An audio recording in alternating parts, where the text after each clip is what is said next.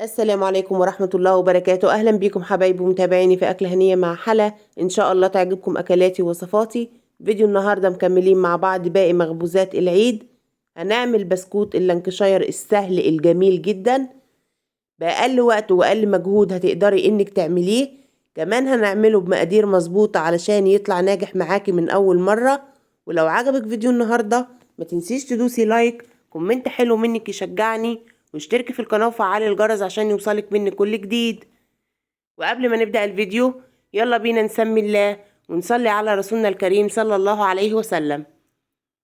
أول حاجة المقادير بتاعتنا 4 كوبايات من الدقيق، كوبايتين من السمنة، كوباية من سكر البودرة وكوباية من النشا، عندي بيضتين بدرجة حرارة الغرفة، بيكنج باودر وفانيليا.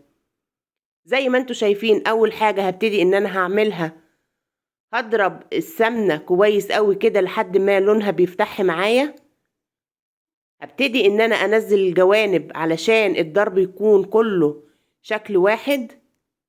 طبعا السمنة بدرجة حرارة الغرفة، بلاش السمنة من التلاجة. استمر في الضرب كده لحد ما لونها بيفتح معايا زي ما انتوا شايفين، وتعمل فوم كده حلو بالشكل ده كده.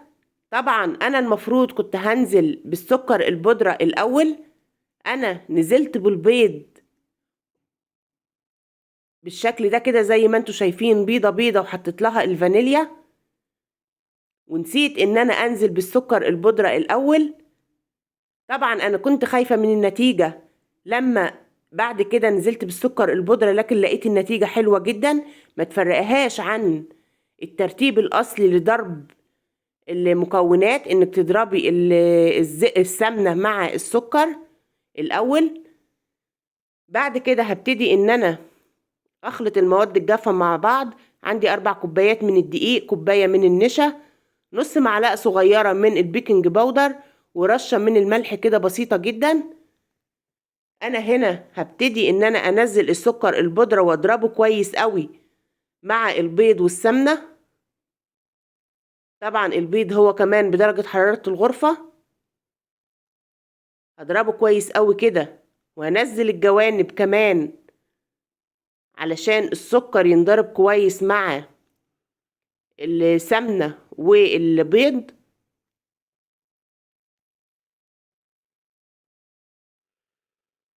بعد ما خلصته بالشكل ده كده هنلم كده وهبتدي انزل بالدقيق بتاعي والدقيق مع النشا.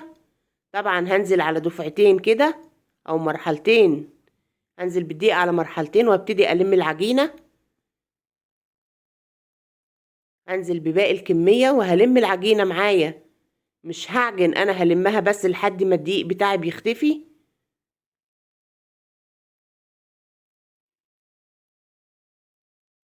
بالشكل ده كده.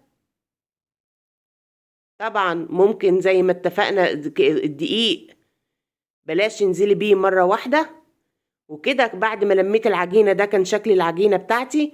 هبتدي ان انا اريحها شوية في التلاجة حوالي ربع ساعة. بعد ربع ساعة طلعتها وهبتدي ان انا اشكلها كده. هكورها زي ما انتوا شايفين بالشكل ده، كور صغيرة يعني اكبر من البندقة، يعني حاجة بسيطة جدا. اسيب فراغات ما بينهم زي ما انتوا شايفين كده علشان ياخد راحته في السوى ويستوي من جميع الجوانب زي ما انتوا شايفين كده. داخل على فرن انا مسخناه على الرف اللي في النص. بعد ما دخل انا هديت الفرن، وكان قعد حوالي في الفرن حوالي ربع ساعة. طلع زي ما انتوا شايفين كده سوى مظبوط وشكله جميل جدا. هبتدي ان انا احشيه، عندي مربى وعندي شوكولاتة، وبعد كده هزينه بفرماسيلا او مكسرات او جوز هند، الحاجة المتاحة عندك اشتغلي بيها. بعد ما هخلصه هحطه في التلاجة لحد ما الشوكولاتة هتجمد معايا ويبقى جاهز ان هو يتقدم عندي زي ما انتوا شايفين بالشكل ده. بعد ما طلع بالتلاجة انا قدمته معاكم كده جميل جدا وحلو جدا. ما اختلفش كتير، حتى لو غيرت في ترتيب خلط المقادير بتاعته. لا بالعكس، هو ناجح معايا جدا وجميل جدا، سواه مظبوط. يا رب فيديو النهاردة يكون عجبكم. ما تنسوش تدعموني وتشجعوني، ولايك للفيديو وكومنت حلو منك، واشتركوا في القناة وفعلوا الجرس عشان يوصل لكم مني كل جديد. وألف هنا على قلبكم إن شاء الله.